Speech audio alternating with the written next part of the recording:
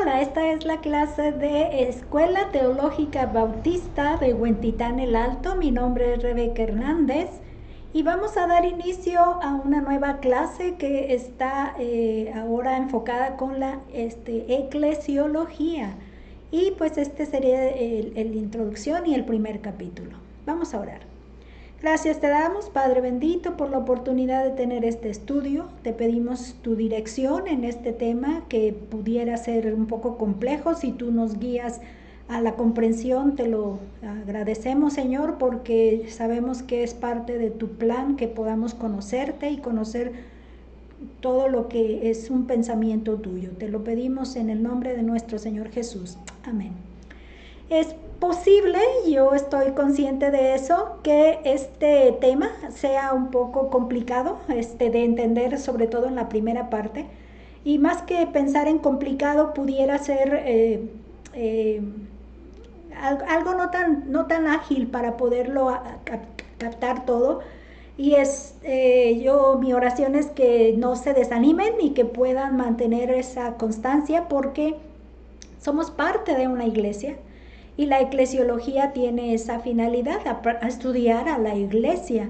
Y sobre todo eso, que si somos parte de una iglesia necesitamos entonces entender cómo funciona, qué historia tiene, qué fundamentos tiene, sobre todo porque de pronto cuando recibimos el evangelio no se nos hace tan profundo estudio sobre este hecho de pertenecer a una comunidad cristiana, ¿no? En esta clase, recuerdo yo que tuve como profesor al hermano pastor José Luis Campos.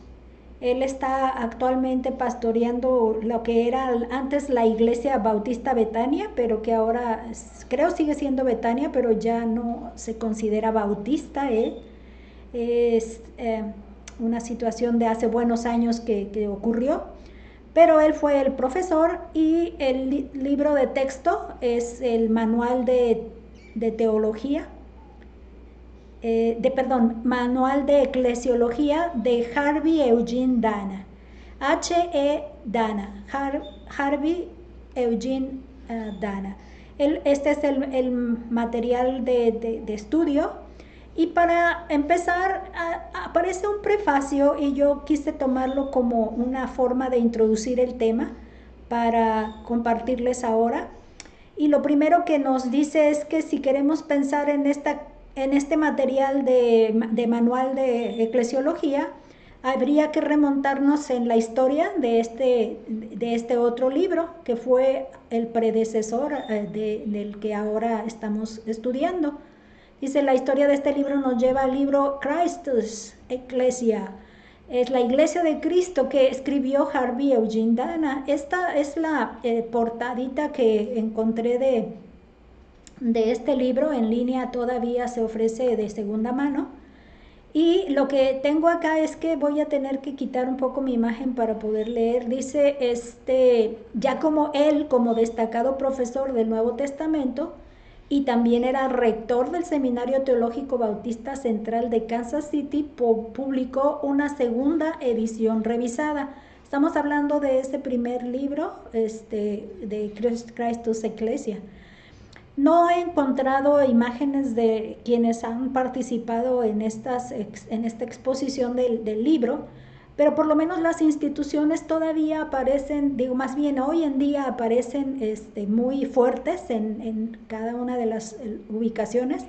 Esta sería el Seminario Central en Kansas, es la imagen que encontré y ahora podemos hacer una idea de cómo está esto hoy en día, ¿no? Y bueno, vamos entonces, en el caso de avanzando en este trabajo, L.M. Sipes, creo que así sería su pronunciación, que era profesor de teología práctica, colaboró con Dana en este mismo instituto, seminario estaba él de profesor de teología práctica. Dice que le aconsejó a Dana en la revisión y preparó nuevo material, pero siempre bajo la responsabilidad de Dana o su responsabilidad de Dana.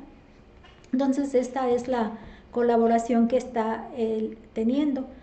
Dice que aunque su trabajo fue ofrecido a todo el pueblo de Dios, o sea, iglesias de nuestro Señor Jesucristo, ellos señalaron que fue preparado principalmente para seminaristas y pastores bautistas.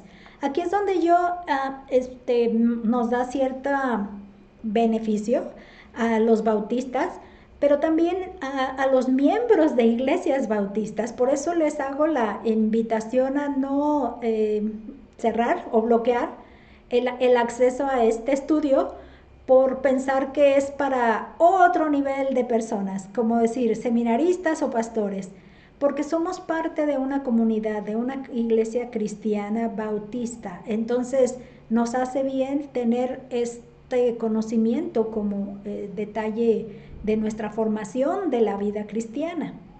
Este sería el manual que estoy usando, de hecho, ese manual de eclesiología. Dice que con la misma finalidad apareció la primera edición castellana bajo la dirección de Hawk Smith y traducida por Adolfo Robleto, que de hecho esa fue la primera edición presentada al español o al castellano, que no es exactamente esta que ahora yo tengo.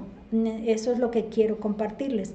Voy a leer por detrás de mi imagen. Dice, sirvió de libro de texto en el Seminario Teológico Bautista Internacional de Cali, Colombia, en forma mimeografiada. Desde allí se difundió a otras instituciones semejantes. Igual empecé a investigar cuál sería o cómo sería este seminario teológico y encontré que hoy en día este seminario teológico se llama Unibautista, Fundación Universitaria Seminario Teológico Bautista. Fíjense que de alguna manera me hace muy interesante este dato, porque en la iglesia de Getsemaní conocí a una hermanita que está interesada en tener una universidad bautista. Y cada vez que yo pienso en universidades, pues ahora que estuve de estudiante en Cuba también pensaba, ¿por qué no una universidad bautista también allá? Y es la manera de conectar esa institución de educación a través de un seminario. Entonces ahora que yo puedo ver que este seminario tiene esa proyección ahora como universidad, estamos entonces en una posibilidad de asociación de una universidad bautista para tener este funcionamiento de universidad. También déjenme mostrarles cómo Justo C. Anderson es el autor de este libro de historia de los bautistas, ese de varios tomos, digo, gordos unos. Él era del Seminario Internacional Teológico Bautista de Buenos Aires, Argentina. Él fue el que produjo la segunda edición en castellano y lo hizo por razones prácticas y didácticas, que de hecho esta fue precisamente la imagen que encontré, porque esta es la imagen que encontré de cómo sería el seminario, el edificio pues del seminario allá en Argentina, en Buenos Aires, Argentina. Sería, entonces, él fue el que hizo esta que ahora vamos a estar estudiando, Justo Anderson. Algo que tiene es que me gusta a mí, por eso yo estoy tranquila en cuanto a ir avanzando, el estudio profundo de los temas. A mí me encanta escarbar y más y saber más, ¿no? Lo que sí estoy clara es que de pronto hay mucha información que se necesita estar repasando para que nos quede bien afianzada. Y esta sería mi invitación a no desanimarse desde un inicio. Aquí lo que también nos dice es que Alfredo Quesada de Chile era estudiante de Anderson. Él le ayudó en la revisión de la traducción para facilitar aún más su uso en el Cono Sur.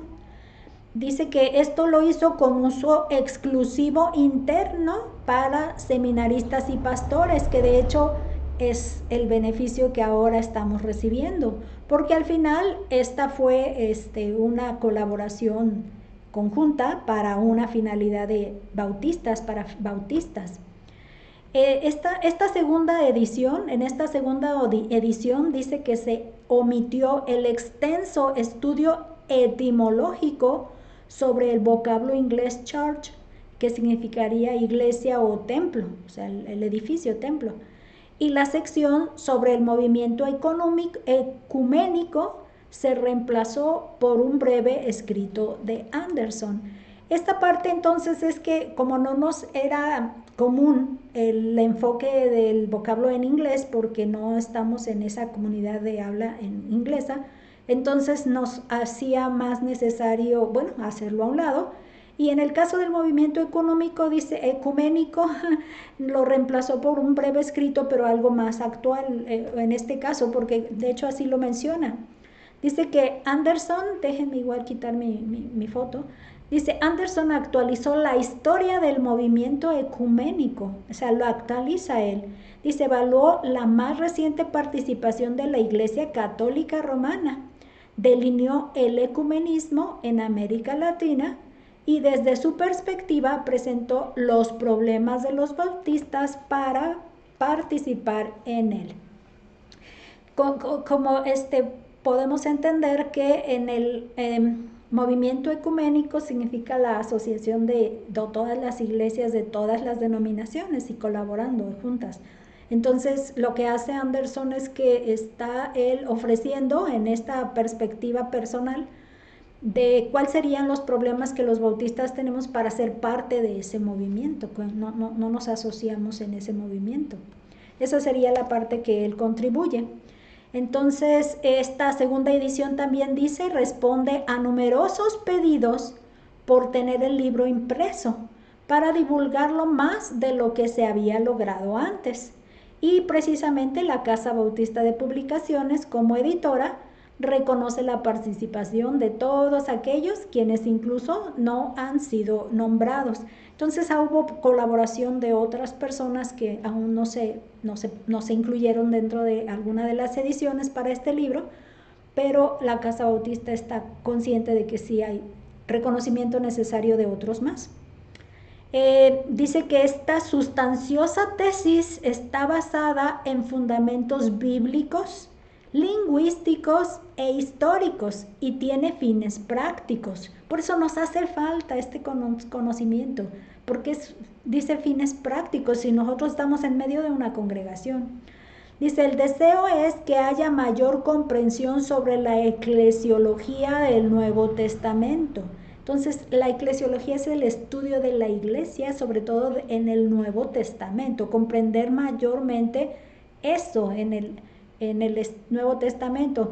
Y luego aquí menciona en su carácter normativo para el pueblo de Dios en todas las épocas. Esto también nos hace entender que no pasa de moda. Otra vez vuelvo a mi insistencia, no pasa de moda. Es importante tenerlo claro, el carácter normativo que tiene estos conceptos o estudios sobre la iglesia. Para nosotros como pueblo de Dios, en esta época y en los años antes que se escribieron este libro, ¿no? Esta edición. Y bueno, lo están escribiendo los editores, que son los que nos están compartiendo. Este libro se divide en dos partes. La primera parte está titulada Historia de la Idea Iglesia. Historia de la Idea Iglesia. Y está formada por 12 capítulos, todo el libro. Entonces el plan es ir trabajando clase por clase, un capítulo a la vez.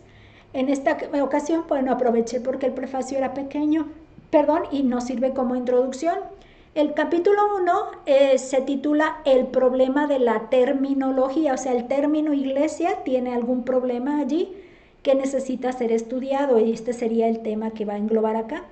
Y otra cosa que tiene es que nos va a ir dando divisiones, subdivisiones dentro de cada capítulo y en esta primera está titulada Etimología del término neotestamentario. Fíjense que yo cuando hablo de palabras como todas las que terminan en logía, ¿no? Eclesiología. Entonces hay que dividir la palabra. Siempre que decimos logía es un estudio de. Entonces la palabra que nos hace falta entender es la eclesio o en este caso etimo. En este caso la etimología, etimo. ¿Qué es lo que nos quieren decir? ¿Qué estudian esto? ¿Por qué tenemos necesidad de esclarecerlo bien? Porque entonces nos va a permitir comprender el contenido de ese enfoque que se da. Entonces, lo que hice para quitar esa inquietud, porque el término ya sabemos que se va a referir cuando dicen del término, está hablando de la palabra iglesia en el Nuevo Testamento, ese es el concepto. Entonces fue que me pareció importante e interesante identificar el concepto que tiene la etimología, el estudio de la etimología.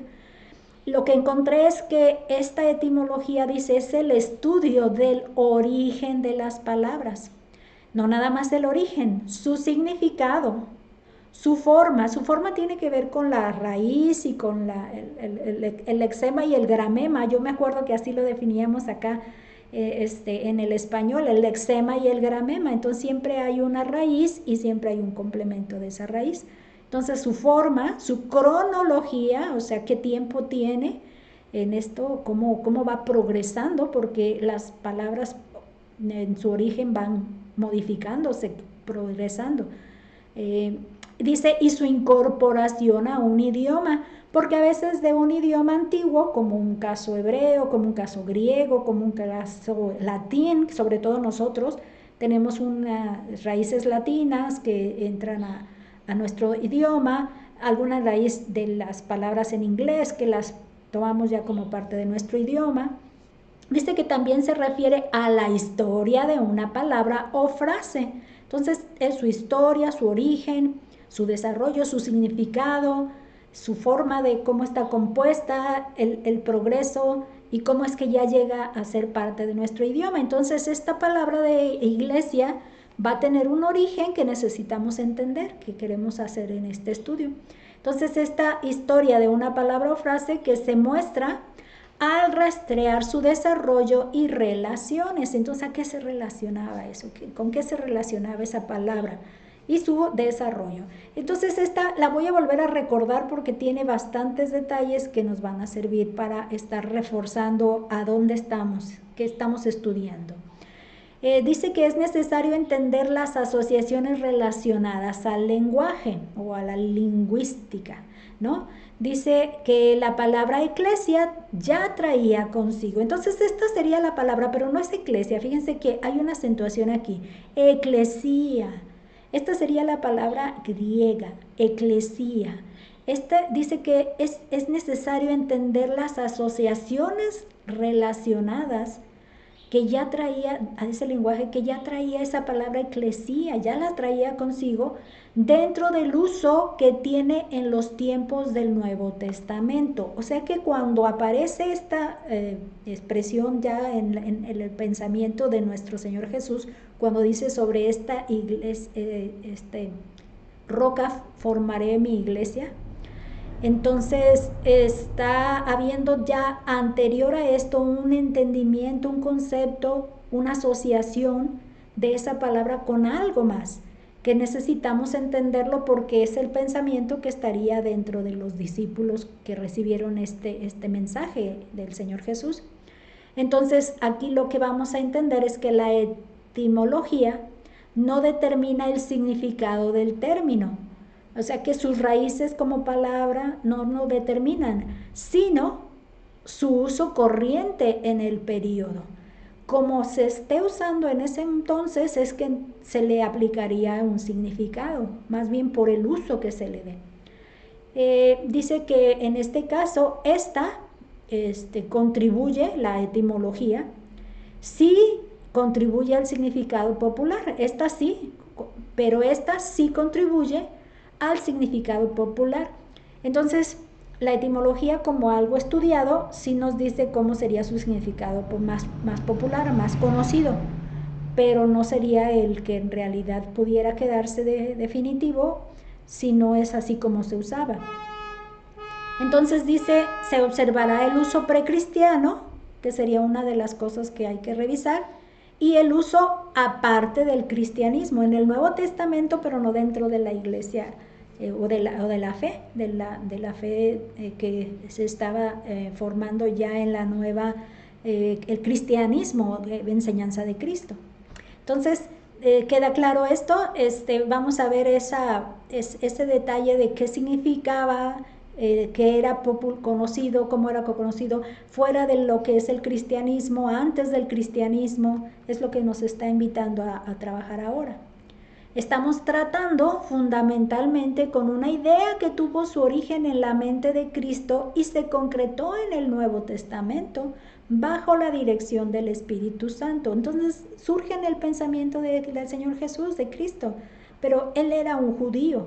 Él vivió en este tiempo y algún pensamiento anterior a este concepto ya venía en su mente y en la de los que lo escucharon. Dice, su desarrollo normal en el lenguaje fue principalmente por cómo se usó en el proceso, o sea, cómo se fue desarrollando este concepto de eclesía. Y aquí lo que nos va a dar para empezar es un uso clásico, que sería el del origen, ¿no? El anterior precristiano sería un uso clásico, lo que sería clásico para todos lo conocido de antigüedad. Cuando dicen de clásico es que no cambia, que ya está desde antigüedad, ¿no? Lo clásico se relaciona más con lo antigüedad, porque no cambia, se mantiene ahí permanente. Eclesía significaba una asamblea.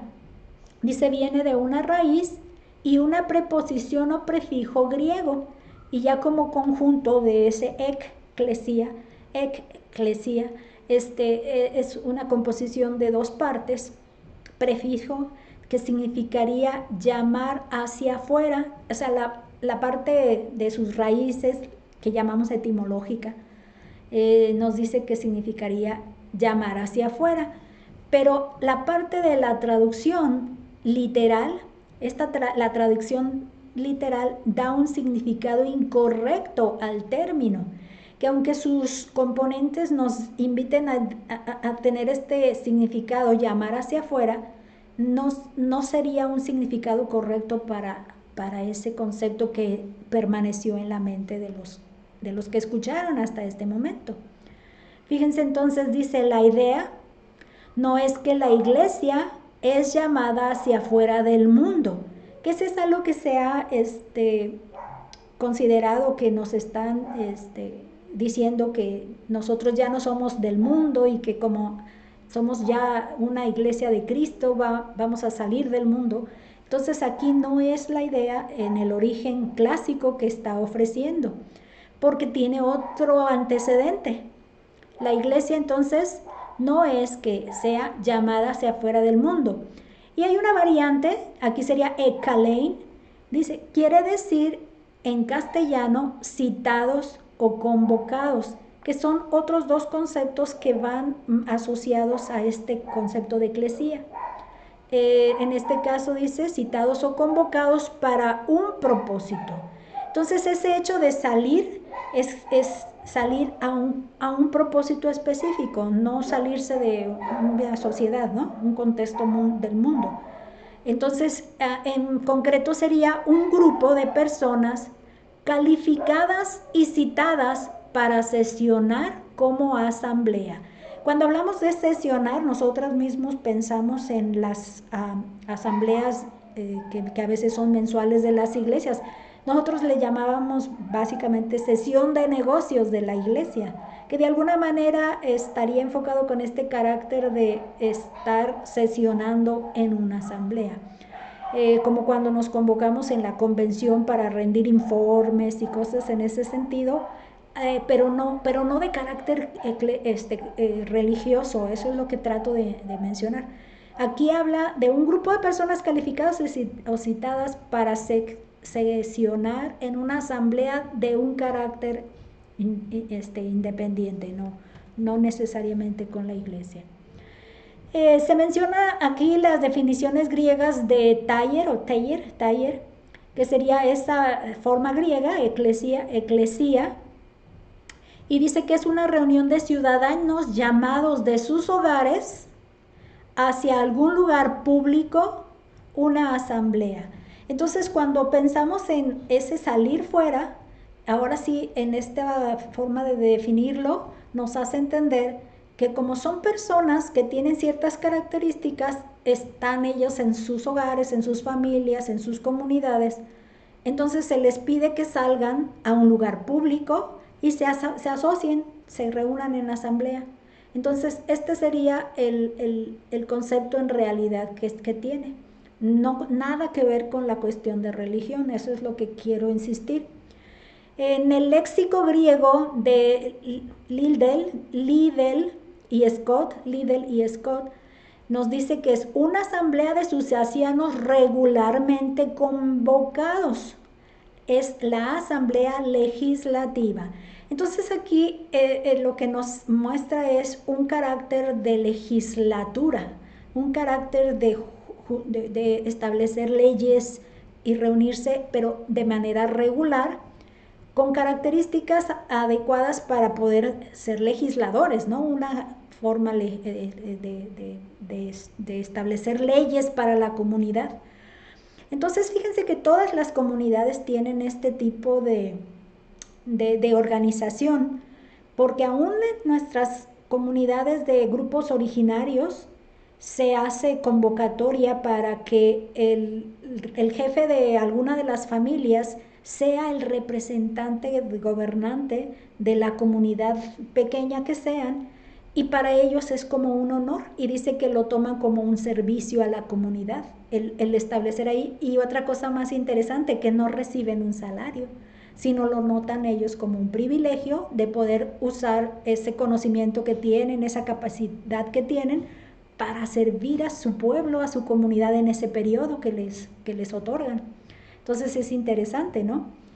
Lo que tenemos es que la antigua población griega, porque estamos hablando de que estaba dominado por el idioma griego, el Nuevo Testamento, era el idioma de, ¿cómo decir?, de educación superior, el griego. Entonces, la antigua población griega estaba organizada por un número de ciudades-estados. Dice, cada ciudad principal tenía su propio gobierno y gobernaba también el territorio circundante. Esto nos hace entender que ese concepto de reunirse como asamblea, como en el caso eclesía, tenía que ver con gobierno, con tener organización para gobernar. Entonces, por este lado es que viene la concepción del uso que había entonces. Quienes ejercían la autoridad gubernamental eran ciertos ciudadanos competentes que vivían en la ciudad y eran llamados hacia afuera, lugar público, para formar las asambleas legislativas, y era una función importante. Entonces esa va a ser su función, de llamarlos fuera a un lugar público, y entonces ellos eran autoridades para legislar, para gobernar. En la idea neotestamentaria de la Iglesia es importante el significado del uso clásico. Entonces no podemos dejarlo afuera, decir eso era otra cosa, esto que quiere usar nuestro Señor Jesús en esta nueva idea que les está dando a sus discípulos, no la podemos separar. Dice que entonces es importante ese significado de este uso clásico. Dice, se refiere a un cuerpo de personas que tenían cualidades definidas y se reunían para ejecutar esas funciones con principios democráticos. Esta parte también es algo que se debe resaltar. Los principios democráticos, que no es un grupito que ellos toman las decisiones en sí, sino que la voz no es una sola persona, vamos, en ese caso, quien determina esto, sino son el conjunto en sí, tienen una voz y tienen un voto para poder establecer. Entonces dice, se reunían para ejecutar con principios democráticos ciertos designios organizados. Entonces tenían que tener funciones y se tenían que organizar en ellos para ejecutarlos. Esta parte entonces es un cuerpo de personas que tenían cualidades específicas, capacidades para hacer esto, para gobernar, para legislar. Dice, siendo más específicos en el uso clásico del término, había 4 elementos propios. El primero, la asamblea era local, salen de sus casas y se van a un lugar público. 2, era autónoma, tenían toda la autoridad para determinar sus funciones propias. Tercera, presuponía cualidades definitivas, tenían que tener la capacidad para pertenecer a ese grupito. Y 4, era conducida sobre principios democráticos. Si se dan cuenta, nunca se ha desligado de este concepto de principios democráticos. Siempre el total del contenido de la participación opina y vota, y se le toma en cuenta la validez de su opinión. Este sería el uso clásico. Otra cosa que en ese historia y en esa cronología del término que estamos usando, que es la eclesía, tenemos que ver el uso en la Septuaginta. La Septuaginta es la traducción de la Biblia del hebreo original al griego, que era el idioma que se estaba usando en ese entonces. Les decía yo, el idioma oficial de gobierno, de institución, de liderazgo, era el que se movía ya como... Recuerdo que hay, por ejemplo, hay países en el África que tienen sus lenguas nativas, igual incluso México tiene varios pueblos originarios que tienen el zapoteco, el náhuatl, el maya, que son idiomas propios de su región, pero el castellano, el español, el castellano es el que es el oficial en todo el país. Pero hay otros países en África, estaba recordando, que fueron colonia de Francia y están hablando el francés, y a mí me sorprendió por primera ocasión presenciar que el lenguaje es el que les está dominando a algunos países de esta región, y hay otros en el inglés, y hay otros donde el árabe en este sentido, porque ya están predominantemente con una religión que obliga o que domina en el árabe. Está entonces la Septuaginta. Miren, una interpretación adecuada del término debe incluir su relación con el Antiguo Testamento y el judaísmo. Entonces, ya vimos el concepto en el ámbito griego de la comunidad. Bueno, este sería en el Antiguo Testamento y el contexto del pueblo judío. Se desprenden elementos que fueron factores decisivos en la educación y preparación de todos los escritores del Nuevo Testamento. Todos los escritores tenían este antecedente de conocimiento, de preparación. Entonces, es importante que tengamos nosotros también ese conocimiento ahora que estamos hablando de la eclesía o de la iglesia. ¿Qué se entendía en el antiguo para ellos? Que luego de ahí es donde está iniciándose este pensamiento que ahora nos sigue a nosotros hoy en día. Dice que la fuente que toma especial interés es la Septuaginta, la versión griega del Antiguo Testamento, que era común entre los judíos de habla griega en el tiempo de Jesús, que de hecho esa era la Biblia del Señor Jesús y de todos los judíos de su época. Entonces, para ellos, cuando hablaban de una específica cita de la Biblia o del Antiguo Testamento, citaban en sus casos a la Septuaginta, a su versión griega. Entonces nosotros vamos a ver cómo maneja el concepto de eclesía la versión griega del Antiguo Testamento. Déjenme leerles esto. Este es un comentario que se nos da para ampliar un poco más de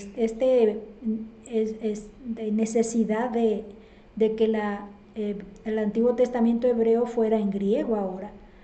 Y lo que nos dice aquí, dice que en el periodo de tiempo entre el Antiguo y Nuevo Testamento, un número de judíos se establecieron como colonos en Alejandría, ciudad de habla griega.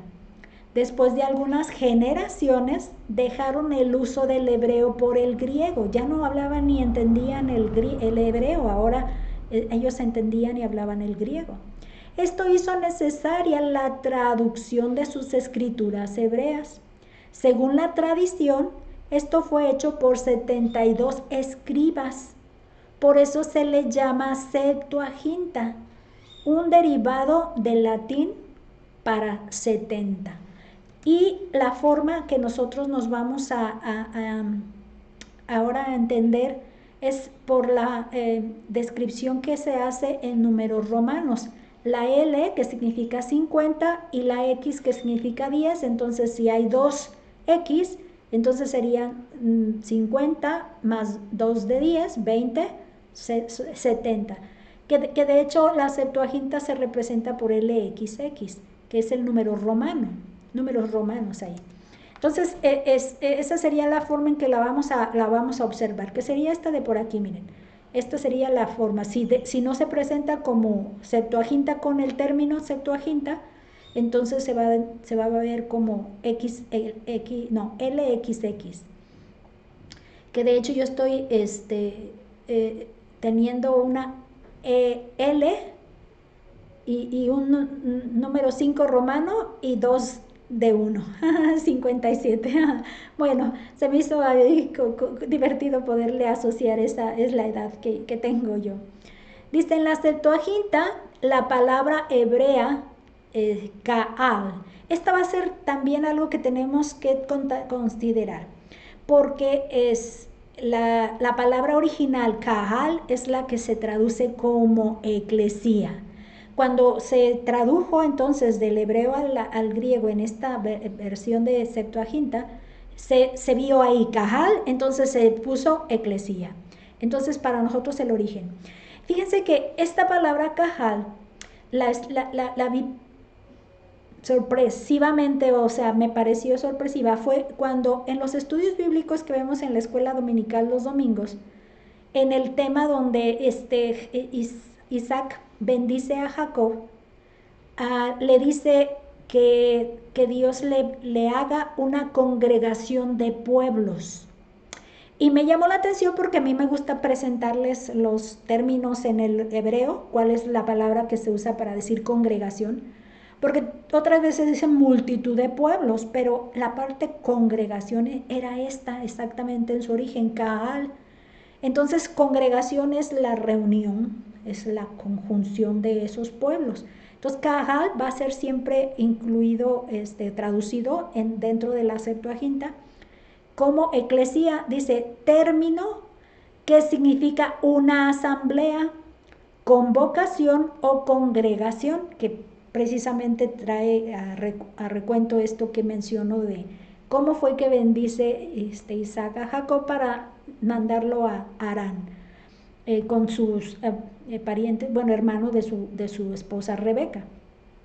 Entonces aquí vamos a ver que en la Septuaginta eclesía se menciona 96 veces.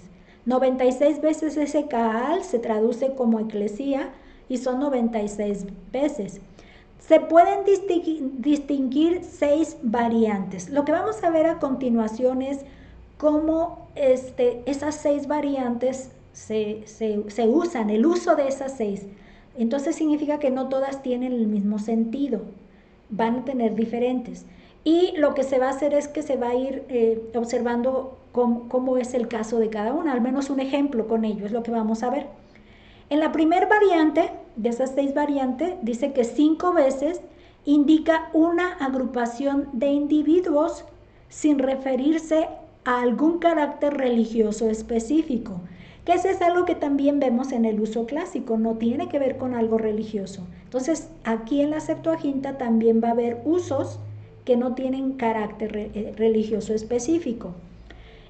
Un ejemplo lo tenemos en el Salmo 26:5, que dice: aborrecí la reunión de los malignos y con los impíos nunca me senté. Esta sería una reunión que no tiene que ver con la cuestión de culto religioso. En su segunda variante Dice que 3 veces indica un grupo congregado para un propósito especial, aún no religioso. Eso es lo que sí queda claro aquí. El ejemplo que tenemos es segundo de Crónicas 25, que dice: entonces Josafat se puso en pie en la asamblea de Judá y de Jerusalén, en la casa de Jehová, delante del atrio nuevo, que no es como para estar realizando un culto, sino congregados todos en el lugar, sí, pero no con finalidad de religión. Nada más así es lo que se puede entender. Este tercero de las variantes dice que 26 veces indica una asamblea en una localidad particular para propósitos religiosos, comúnmente para el culto. Esta sería la tercera, en la que ya es con un propósito de culto, con un propósito religioso, la palabra de reunirse, eclesía. Este uso aparece en la historia posterior a Israel. En la literatura producida entre los testamentos ocurre 10 veces. Este carácter religioso se entiende que cuando dice posterior a Israel es cuando ya se quedaron regresando de Babilonia en el territorio, pero no se sabe qué pasa como en 400 años, que sería el periodo entre un testamento y entre el otro testamento, entre el antiguo y el nuevo. La llegada del Señor Jesucristo marca el inicio del Nuevo Testamento. Entonces, por eso lo que se ve en el Nuevo Testamento son los evangelios, porque empiezan a narrar la vida de cómo está ya llegando la presencia de nuestro Señor Jesucristo en carne. Entonces, en los escritos, porque hubo varios escritos que se escribieron en este periodo, que en el canon que nosotros usamos no se consideran dentro de la regla de los libros que llaman canónicos, del canon. Entonces, pero aún así tienen una utilidad histórica, y eso es algo que se puede considerar. De hecho, hubo una referencia aquí a Macabeos, por ejemplo, y yo no la tenía, bueno, no me pareció muy necesario usarla, aunque tiene, como les digo, es una fuente histórica que sí se puede considerar, no de tipo inspirado por Dios y por su espíritu, pero sí de tipo histórico. Pero bueno, aquí habla de 10 veces que tiene este propósito religioso, que comúnmente un culto. ¿Qué tenemos como ejemplo? Es el Salmo 22:22. Dice: anunciaré tu nombre a mis hermanos, en medio de la congregación te alabaré. Entonces, si están juntos, y alaba en esa congregación. El Salmo 49 dice: he anunciado justicia en gran congregación. He aquí, no refrené mis labios, Jehová, tú lo sabes. Anunciado justicia en gran congregaciones en el conjunto de esto, sobre todo porque el contexto lo confirma. En la cuarta variante, porque son 6, recordemos que son 6, la cuarta, la mención más frecuente se usa unas 36 veces en el sentido de una reunión formal de todo el pueblo de Israel en la presencia de Jehová. En la Septuaginta, este significado eclesía es el típico del hebreo Kahal del Antiguo Testamento, que en este caso tiene que ver con reunirse como el pueblo escogido de Dios, el pueblo escogido de Dios.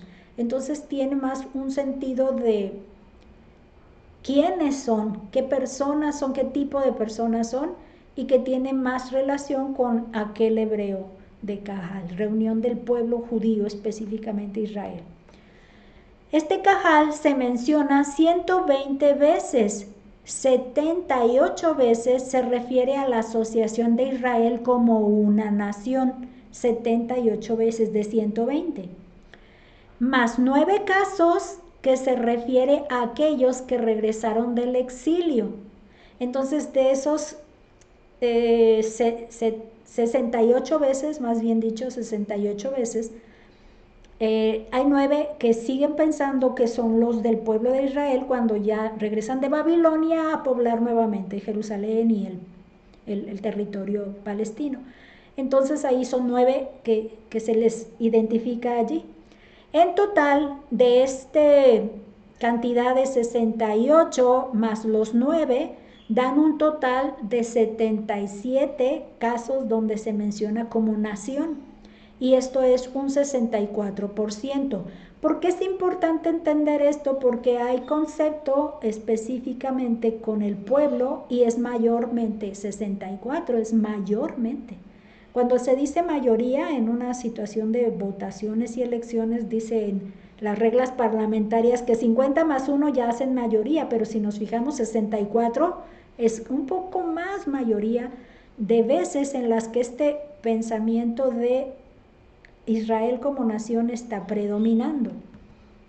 Tenemos algunos ejemplos. Están Deuteronomio 9, capítulo 9, versículo 10, dice: y me dio Jehová las 2 tablas de piedra escritas con el dedo de Dios, y en ella estaba escrito según todas las palabras que os habló Jehová en el monte de en medio del fuego el día de la asamblea.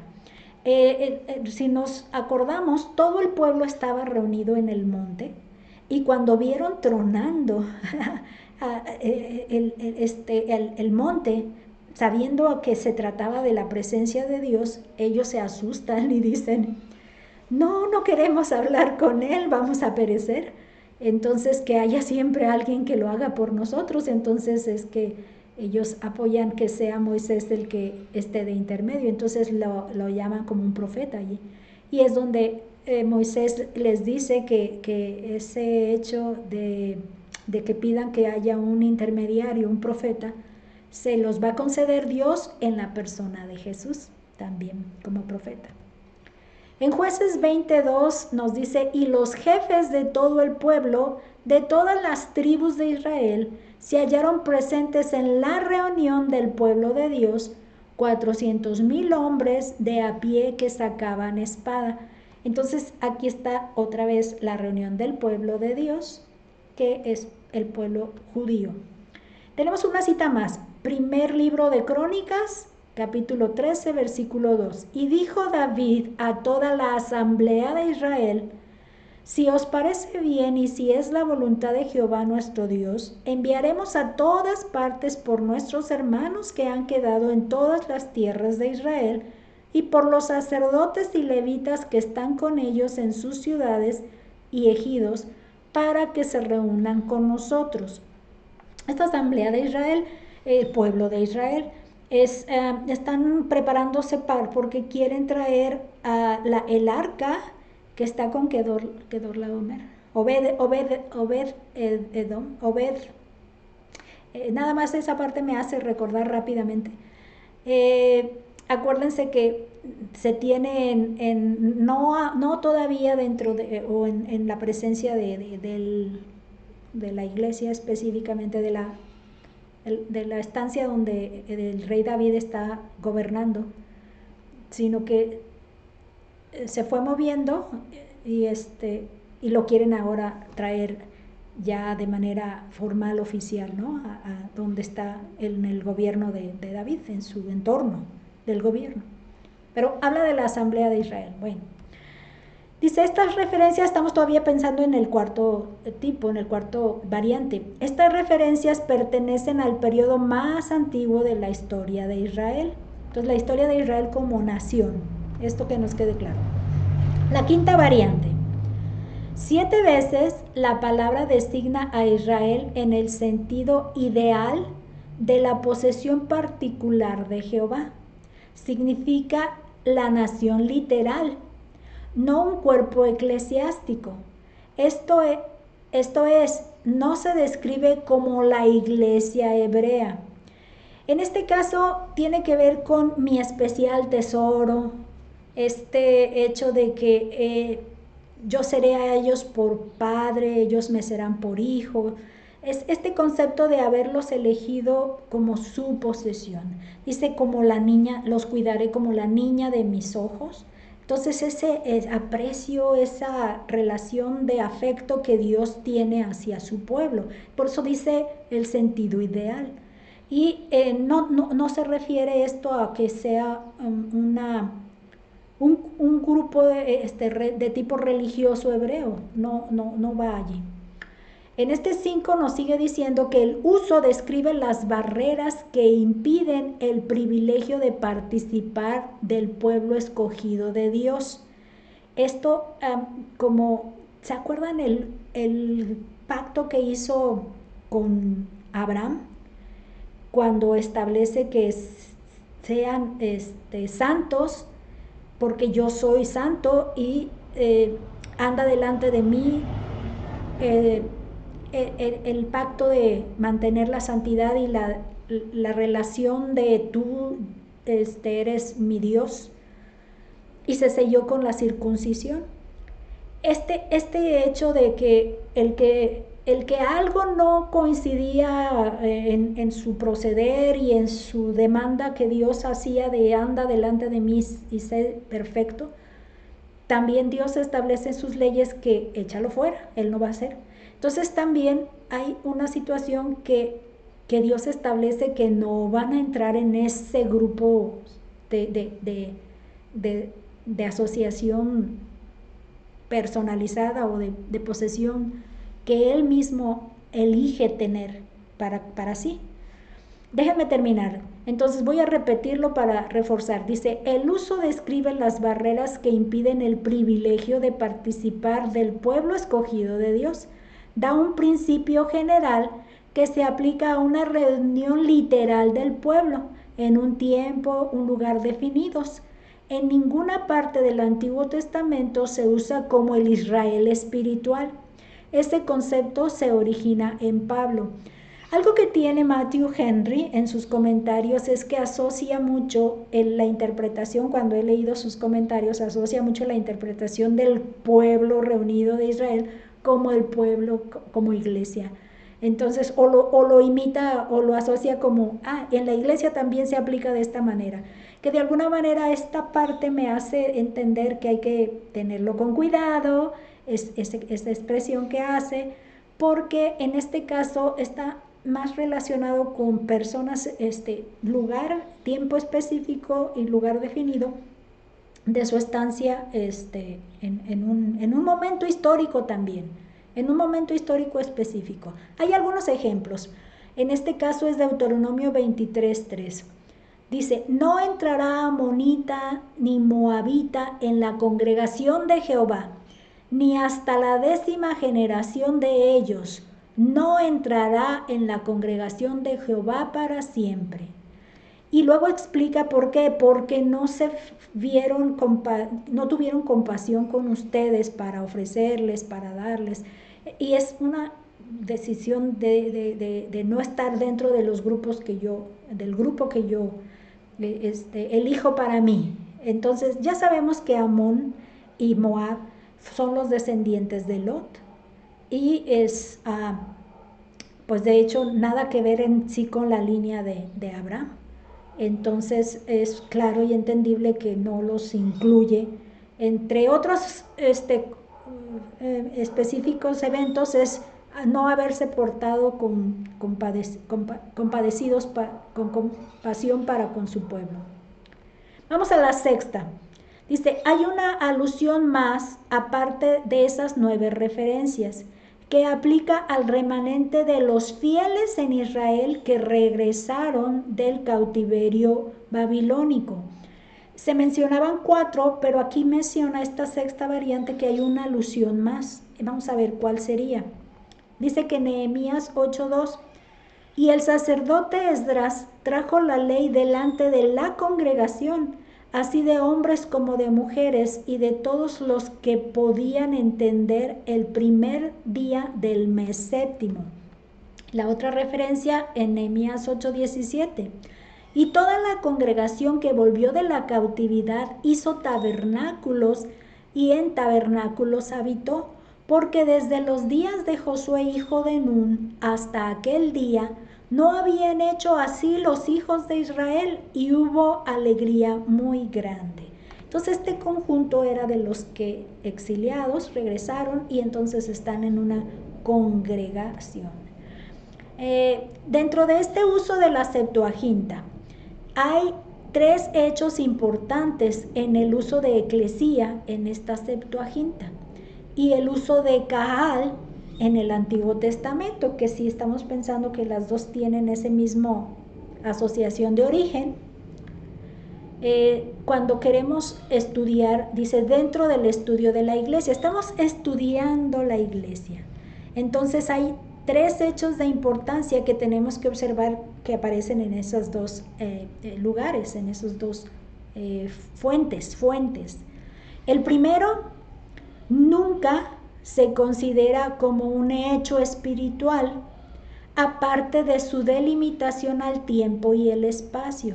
Esto es algo que sí se entiende que no sería la iglesia espiritual, la iglesia cristiana, la iglesia de tipo espiritual, sino se refiere a la reunión y la asamblea en un tiempo, en un espacio y unas características especiales. Esta es la primera.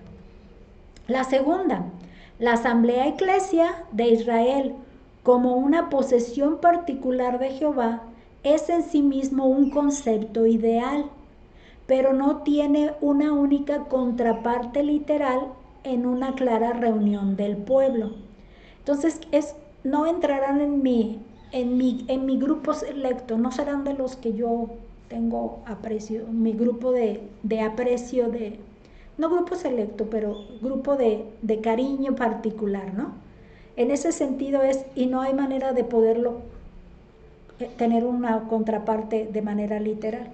Entonces es un concepto de tipo ideal, como su posesión particular. La niña de mis ojos, me deleito con tenerlos presentes, por eso es lo que hace ese concepto.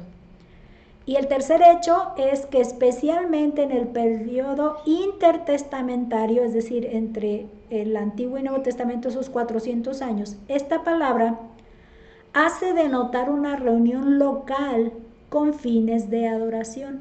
Entonces nos reunimos de manera local, presencial, diría yo, con fines de adoración.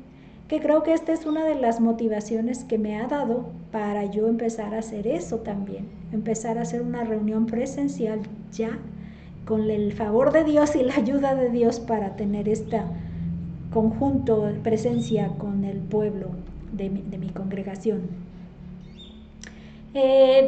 Aquí estábamos viendo entonces el uso clásico, el uso de la Septuaginta, y ahora este tercer punto nos habla del significado resultante, como decir, de esas dos fuentes, ¿qué sería el resultado? ¿Qué nos resulta, ¿no? en este sentido? Y aquí, fíjense que aunque no se ve tan claro, ahora se los voy a leer mejor. Dice, una comunidad de individuos que poseen ciertas cualidades que son considerados en un sentido único como pueblo de Dios, dedicándose a la promoción de objetivos religiosos y conduciendo sus propios asuntos sobre principios democráticos.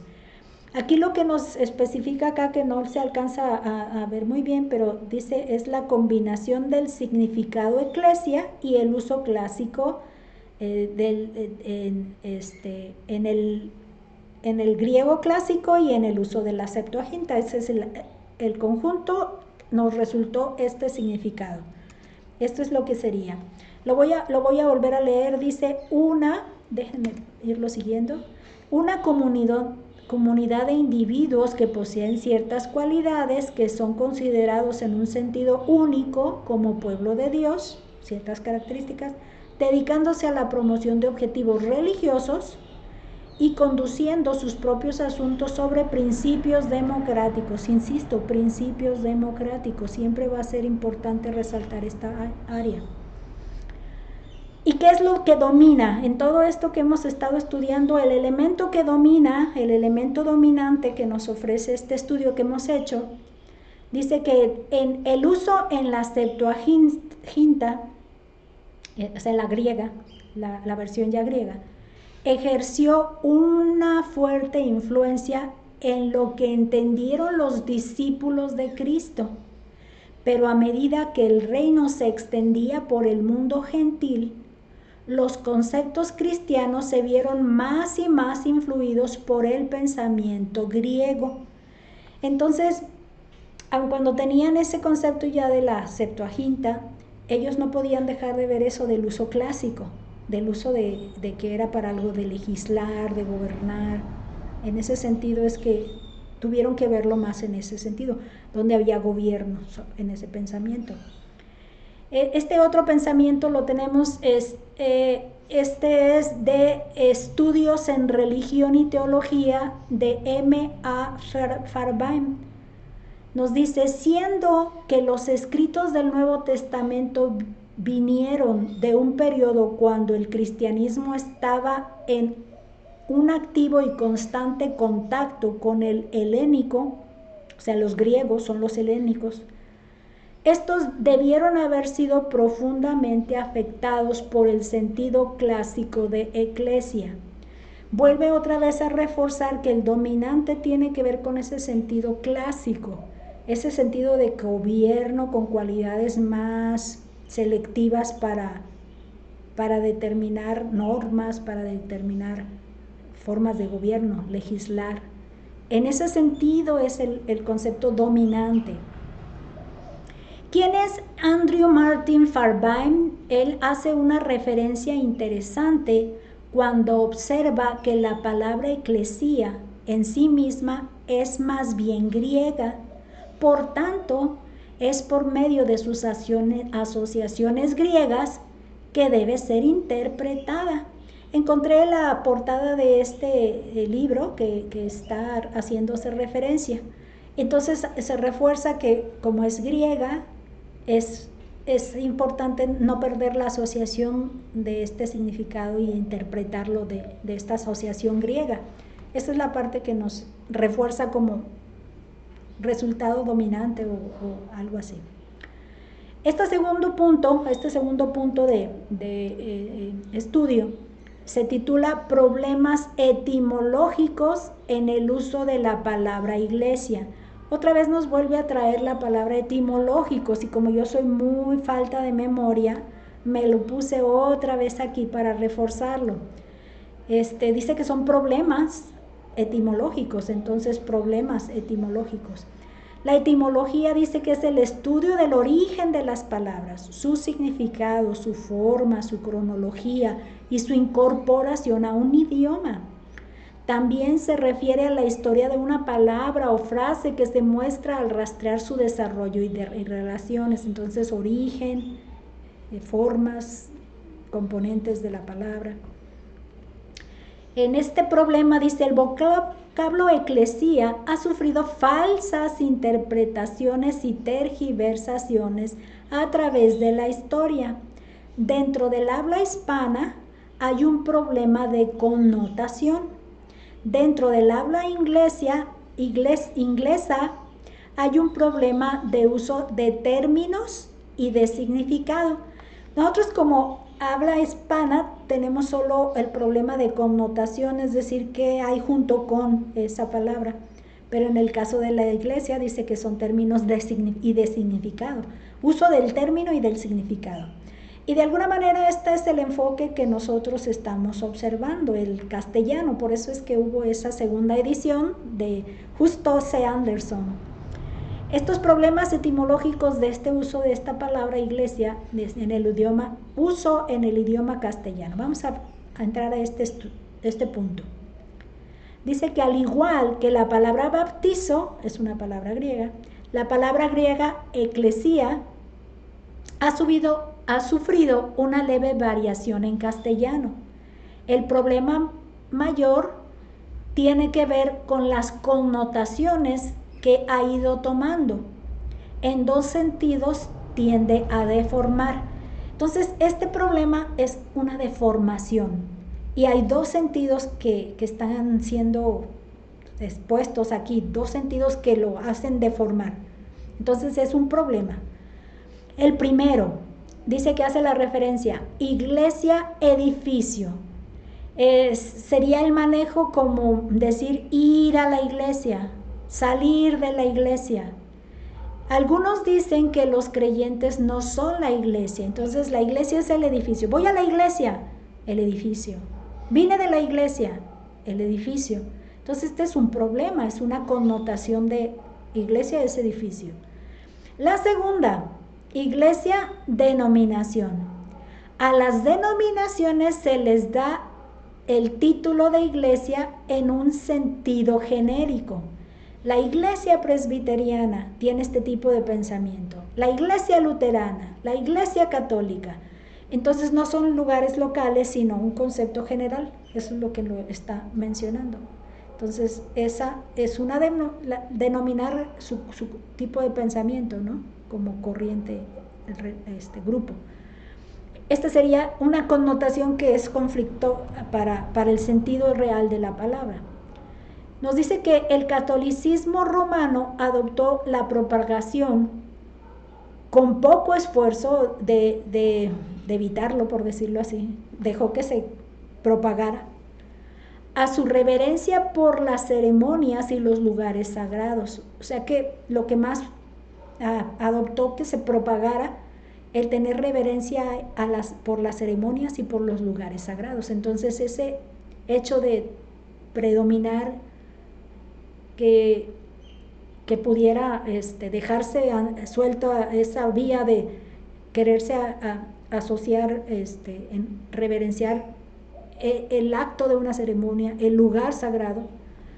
Entonces es que se da este conflicto. Dice, el edificio de la iglesia llegó a ser la unión y la expresión esencial de la religión que sus hermanos convertidos aceptaron. Entonces para ellos el edificio de la iglesia estaba representando lo que significaba la unión entre una cosa y la otra. Llegó a ser esa unión. Y entonces ellos lo aceptaron como nuevos convertidos. Entonces no lo frenaron, no lo aclararon. Nosotros como bautistas sí hacemos eso. Decimos no es la iglesia, es el templo y el edificio. Y luego templo también tiene de alguna manera una referencia al templo como habitación de Dios. Entonces decimos el edificio para ser un poco más explícitos. Entonces, al modificar el término usado para el edificio, se aplicó luego a la institución religiosa. Esto es en el caso de católicos, de la Iglesia Católica. Cuando se quiso modificar esto, se aplicó entonces a la institución religiosa. Toda la institución de sacerdotes, de papa, de obispos, de cardenales. Esa institución, dice, la institución misma fue la iglesia, y lo especifica así iglesia porque este grupo ya no es todos los que profesan esa fe, sino es los oficiales específicamente. El edificio fue su expresión palpable, tangible, decía por ahí, palpable. Entonces, cuando ya la asociabas a ese grupo, que es específicamente esos oficiales, entonces la iglesia resultó ser el templo, el edificio resultó ya la iglesia. Entonces, en ese concepto es que se identifica con el templo, ¿no? Con el edificio, iglesia como el edificio. El otro enfoque de problema es lo que sería el uso denominacional. El uso denominacional. Aquí nos dice que los bautistas usan de manera consistente el término iglesia para referirse a todas las congregaciones de este grupo. La iglesia metodista y la iglesia episcopal se entiende como un significado aparte de las escrituras. Entonces no lo refiere como viene en el origen hebreo ni griego que estamos estudiando, sino es un concepto que se refiere a todo el grupo, la iglesia, el conjunto. De alguna manera estos grupos tienen una asociación que no les separa ni les deslinda de otra congregación. Entonces eso favorece que se piense en ellas como un todo, en este conjunto como un todo. Es totalmente inconsistente, en ese caso hace consistente el uso, Pero es totalmente inconsistente hablar de la Iglesia Bautista como si fuéramos un todo que nos representamos, ¿no? Nosotros como organización. Entonces es inconsistente. Nosotros como bautistas no tenemos un concepto de que tenemos una iglesia con una autoridad arriba. Cuando ni siquiera existe como denominación, nosotros tenemos una mesa directiva con un presidente, vicepresidentes, que coordina el trabajo, pero no está autorizado para definir qué se debe hacer. Pero sí hay iglesias bautistas, entonces hablamos de una pluralidad, ¿no? Somos muchas iglesias, somos diversas iglesias, siendo cada una de ellas una unidad completa o independiente en sí misma. Su autoridad máxima está dentro de esa iglesia específica, su autoridad es ahí. Entonces no tenemos una autoridad que nos dice qué hacer ni nada, cómo hacer. Eso es lo que está explicando, siendo cada una de ellas una unidad completa o independiente en sí misma.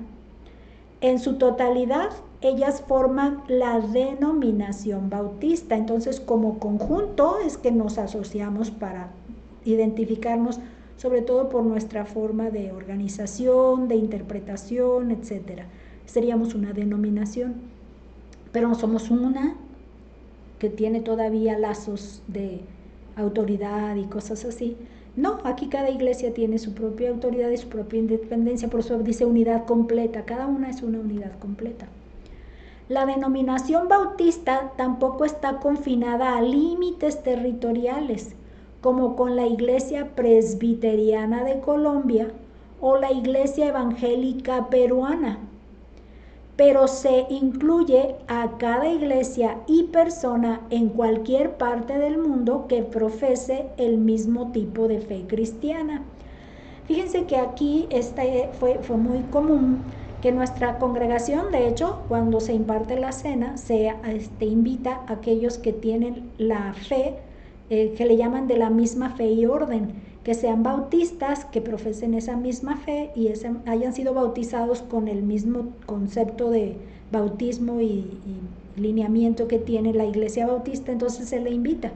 Y esto de alguna manera incluye a la persona con ese pensamiento, pero por ejemplo no se sitúa a que es la iglesia de México con sus propias características, la iglesia de, no sé, Guatemala. En este caso aquí especifica que sí hay este pensamiento más de lineamiento territorial, porque como que sí van a tener conceptos propios esta iglesia presbiteriana. Déjenme ver, encontré buscando un poquito sobre ellos y encontré este templo de esta iglesia y esta imagen de que entonces esta tendría que ser Crisala principal porque parece estar en una zona céntrica. Que entonces sí ellos tienen un tipo de pensamiento que los engloba. Y para el caso de la iglesia peruana, encontré esta otra edificio, otro de la iglesia, y encontré también su página que la identifican como la 70 no sé cómo se pronuncia, las número 70, Asamblea Nacional Ordinaria, me confunde. 70, ¿será así? No sé, 70, se me hace difícil, no lo alcanzo a recordar. Entonces ellos quiero entender que tienen un liderazgo dentro de esta congregación y específicamente de la iglesia peruana. Entonces nosotros no nos identificamos de esa misma manera, no nos organizamos de esa misma manera. En la definición bautista de una iglesia se usa el término como una asamblea local u organización de creyentes bautizados asociados para la total realización de la voluntad de Cristo. Entonces, asamblea local. La parte local es algo que se está insistiendo. El hecho de quienes están reunidos son creyentes, una fe y bautismo, y un bautismo.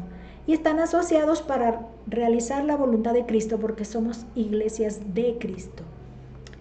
las interpretaciones erróneas de este término neotestamentario del Nuevo Testamento no son sólo de inexactitud literaria, incluyen un concepto erróneo y un mal uso de los elementos más importantes del proceso de organización del reino.